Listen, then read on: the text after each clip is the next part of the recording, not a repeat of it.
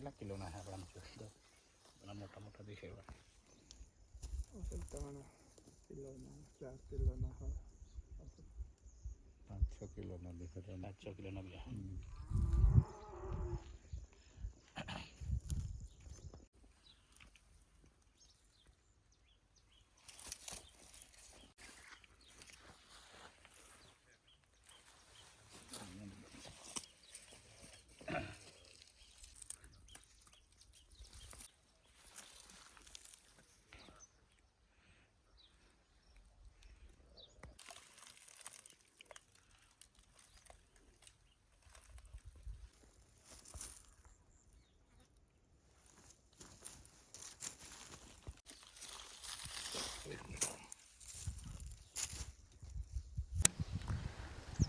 ખેડૂત મિત્રો, આજે આપણે એક ખેડૂત મિત્ર કે જે લોકો લગભગ છેલ્લા 2 વર્ષથી આ તરબૂચની ખેતી કરી રહ્યા છે, તો એમનો ઇન્ટરવ્યૂ લેવા માટે આવેલા છીએ આપણે. તો ગયા વર્ષે પણ એમણે તરબૂચ બનાવેલા હતા અને અત્યારે પણ આ તરબૂચની ખેતી કરેલી છે. તો સૌપ્રથમ આપણે એમનો પરિચય જાણીએ. તો શું નામ છે તમારું? મારું નામ બાબુભાઈ શરદભાઈ કોકણી. બાબુભાઈ શરદભાઈ કોકણી. અને તમારું ગામ? ગામ મોટા તારપાડા. મોટા તારપાડા એટલે તાલુકો કયો? તાલુકો સનગઢ અને જિલ્લો તાપી. હા, તો મને એ જણાવો કે આ મતલબ છેલ્લા આપણે વાત થઈ તે પ્રમાણે છેલ્લા 2 વર્ષથી તમે આ તરબૂચની ખેતી કરો છો, બરાબર ને? અત્યારે કઈ જાત છે? ઇન્ડો અમેરિકન કંપનીનો છે. Indo American hybrid F1 hybrid, બરાબર ને? હા, તો અત્યારે તમે એ જણાવો કે આ છેલ્લા હવે મતલબ ખેતરમાં આપણે જે જોયું એ પ્રમાણે અત્યારે હાલમાં હવે એનો મતલબ પાક હવે પૂરો થવાનો તૈયારી. હવે વેપારી આવશે અને તરબૂચ લઈ જશે. તો આ તરબૂચની ખેતીની અંદર તમે આ વખતે શું પ્રયોગ કર્યો અને એનાથી શું ફાયદો થયો એ થોડીક વાત કરો. આ વખતે અમે જે કલ્પેશભાઈ છે, આ જે બાજુમાં ઊભેલા છે કલ્પેશભાઈ, હા, એમણે આ દવા આપેલી. આ જે આપણે નીચે મૂકી છે આ દવા, આ જે નેક્સઅપ કંપનીની પ્રોડક્ટ છે, સ્ટીમરીચ, બાયો 99 અને શેત. હા, એનું શું?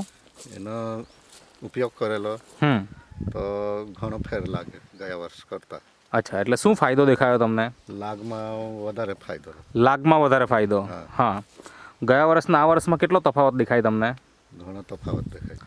અત્યારે હાલમાં મતલબ કેટલું ગ્રામ બિયારણ હશે અહીંયા નાખ્યું? 150 ગ્રામ જેટલું ખરું.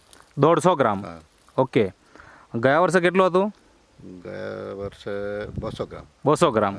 તો ગયા વર્ષે કેટલું ઉત્પાદન આવેલું? એમાં 6 ટન જેટલું આવેલું.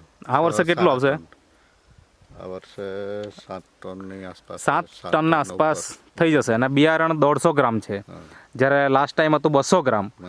તો ફેરફાર ઉત્પાદનમાં દેખાય છે, બરાબર ને? બીજું એના વજનમાં તમને શું લાગે? અમે ઘણા બધા અત્યારે આપણે શોર્ટ પણ જોયા તો એની અંદર વજન સારું દેખાય છે. તો કેટલુંક વજન જેવું ઉતરશે આમ એવરેજ એક તરબૂચનું? એક તરબૂચનું તો 6 કિલો 5 કિલો, હા, કોઈ 4 કિલો બી. ઓકે. હા, 7 કિલોનો બી. મતલબ કે 5 કિલો 6 કિલો 7 કિલો સુધીનું પણ વજન અત્યારે હાલમાં છે. તો આ દવાનો તમે ઉપયોગ કેટલી વખત કર્યો? જ્યારથી રોપ્યા, હા, ત્યારથી જરાક વહેલા નીકળ્યા ત્યારથી ઉપયોગ કર્યો એનો. અચ્છા, એટલે વહેલા નીકળવાની શરૂઆત થઈ ત્યારથી લઈને અત્યાર સુધી ઉપયોગ તમે કર્યો. કેટલા દિવસના અંતરે તમે છંટકાવ કરતા? 10-12 દિવસના અંતરે. 10-12 દિવસના અંતરે છંટકાવ કરતા.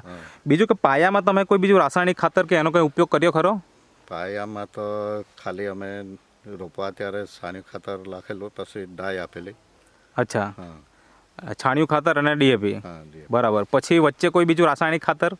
વચ્ચે તો પેલું બીજું નથી આપ્યું. બીજું કોઈ નથી આપ્યું ને? ઓકે. તો મતલબ કે આ દવાનો તમે રેગ્યુલર ઉપયોગ કર્યો અને આ જે શેત છે એ જમીનમાં આપ્યું હશે?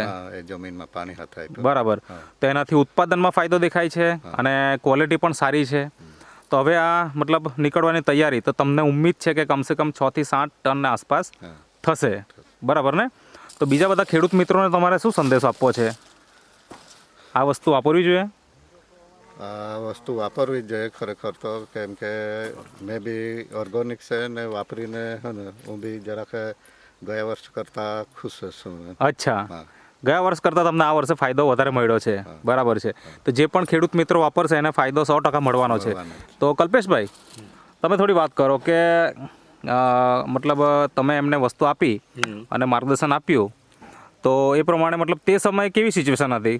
તે સમયે એ લોકો કઈ રીતના તમારી મુલાકાત થઈ, થોડી વાત કરો. એમાં કેવું છે કે ફાલ્ગુની બેન કરીને છે, હા, જે મારી નીચે ઈ ટેલર તરીકે કામ કરે છે, હા. એમના મામા જ થાય છે. અચ્છા. એમણે કીધું કે મેં તરબૂચ કરવાના છે, તો મેં એમને કીધું શરૂઆતના પાયાથી જ કરો એમ.